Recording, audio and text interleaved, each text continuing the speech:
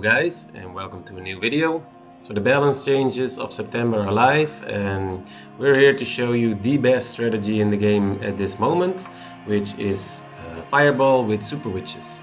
So as you could see on the image earlier, I've had great success, and hopefully you will have great success as well. So yeah, let's get into the video. So as always, we're looking to get a little bit of fireball value, or we're looking to get a little bit of funnel. And in this case, I managed to get both because I get some decent buildings down, and yeah, as you can see, shaping it up nicely and then trying to enter into the core and then use the king and the siege barracks on the 9 o'clock side, so to pretty much complete the funnel. And then I'm gonna jump into the core a little bit more to the inferno sides instead of the town hall sides, because I kind of want to avoid the town hall a little bit, and I'm hoping for my king to take down the town hall. And as you can see, there's a nasty invisibility tower there, which shouldn't bring a lot of issues, but this monolith is, so I'm kind of having to freeze here, a little bit late, but I think we'll be alright. So as you can see, king is moving on towards the town hall, and there's the invisibility spell. And the CC is actually kind of helping me here, and because I have those druids behind it, everything is staying nice and healthy. But I do decide, because there's a lot of damage on my troops here, I do decide to use the invisibility spell. And yeah, and then the rage a little bit deeper into the base. So you can really choose to rage only the druids, but I kind of personally like to also rage the troops a little bit, and yeah, it's doing me really well. So yeah, it's up to you. So Royal Champion doing some business at the top side, and yeah, as you can see, it's looking pretty good. Only the Eagle, the enemy Royal Champion, and the Scatter Shot and the Expo really pose a threat. But yeah, as you can see, I still have quite some troops left and still have the Queen left, so yeah, this is a GG.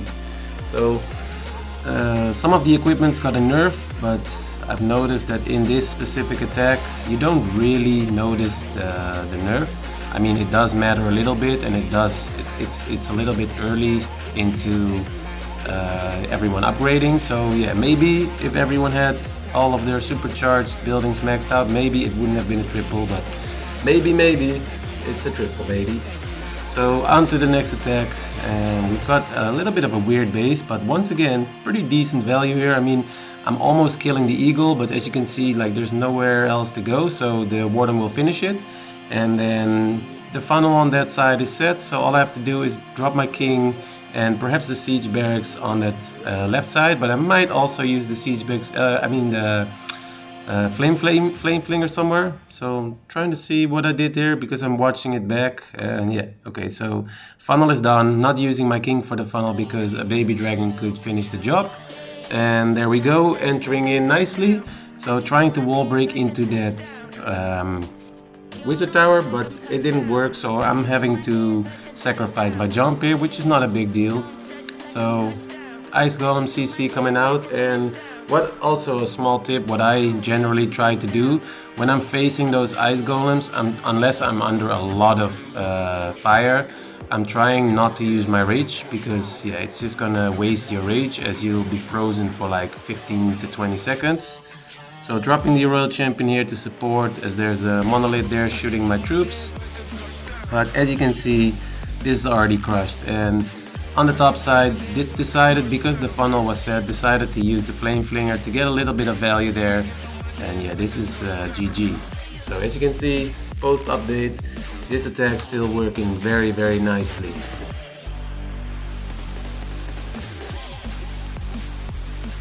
Tesla farm on the back end, not going to be a large issue, as I still have the Royal Champion ability, still have the Queen ability, still have the Flame Flinger, like, yeah, it's going to be an overwhelming 3-star.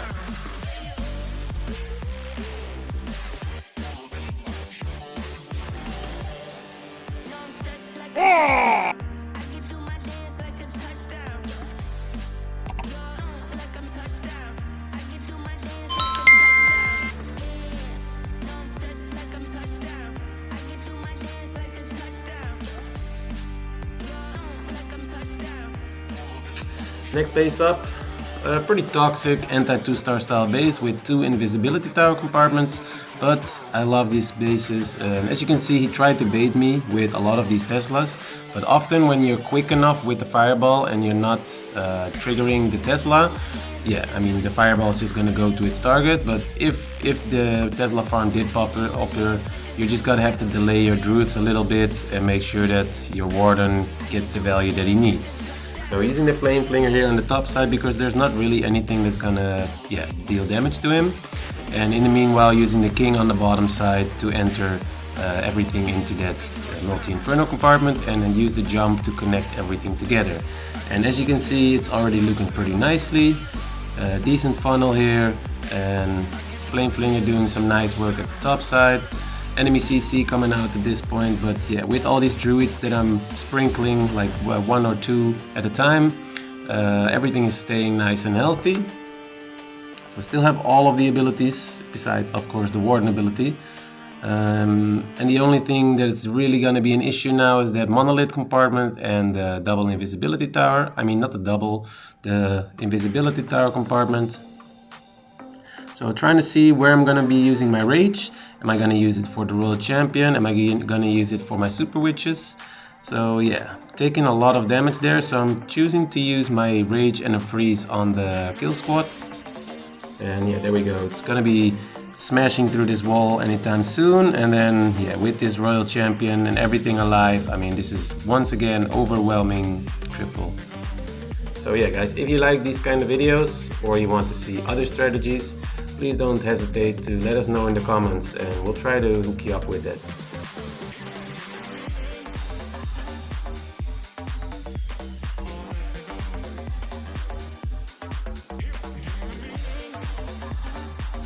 Pretty known common base style here with 2 heavy compartments on the outsides, and oftentimes it's a rage spell, but in this case it's a poison spell. Doesn't really matter for what the plan is going to be on this base. So using the warden to take down those few defensive buildings so that I have a nice path for my fireball into that scatter shot. And then as you can see with the quake there, it's gonna deal. Okay, so he tried to bait me here. I'm kind of glad that I didn't immediately throw it here, because otherwise I would have gotten a little bit less value because of the Tesla. But it all turned out nicely. So using that siege barracks and the king to support my funnel there, and I'm using my siege barracks here as well because the enemy king is there and I don't want my king to take a lot of damage. So wall breaking in, and then I've got 1 wall breaker left. So if I decide to drop it a little bit more to the 4 o'clock side, it's going to open that compartment. So I'm choosing to throw it more to the 6 o'clock side so that it opens into the core. And then I can use my jump to pretty much connect to the town hall compartment. So still looking pretty nicely, but yeah, I did notice since the equipment update, the nerf, whereas I would usually overwhelmingly 3-star these bases, now I do struggle a little bit. But it's still looking nice. Using the freeze here for great value, getting the enemy queen, getting that X-bow, getting the multi-archer tower, so great value. And queen at this point used her ability on the town hall, easily get that down. And yeah, now it's just a matter of time. And I've still got the king ability, I've still got a lot of troops. Like this is once again overwhelming 3-star.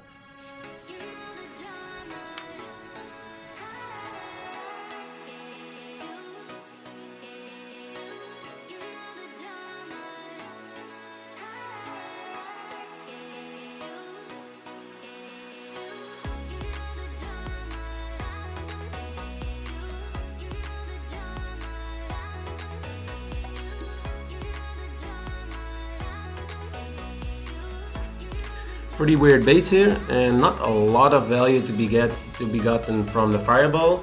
I mean, if you had a lot of invisibilities, you might get the core, but it's not worth it. So I'm choosing it safely here. Just gonna go for that ricochet cannon and the inferno and damaging the town hall.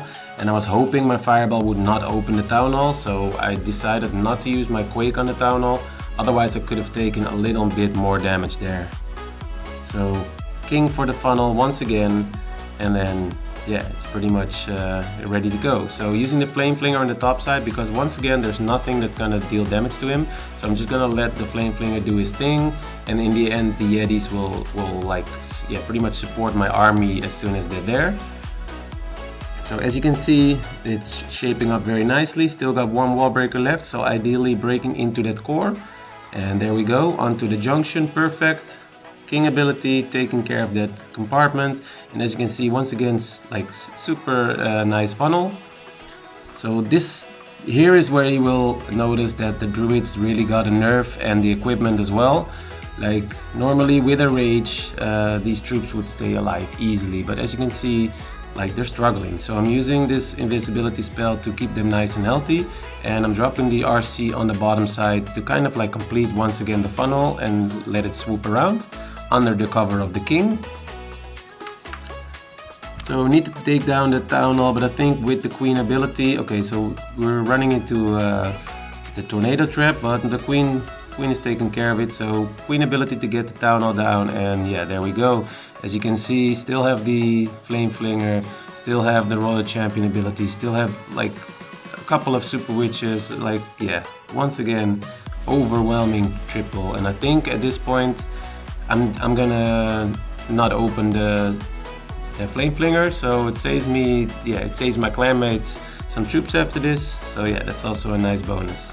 So once again, if you're not using this yet, you better use it, guys. So I hope you enjoyed this video, and see you next time. Bye bye.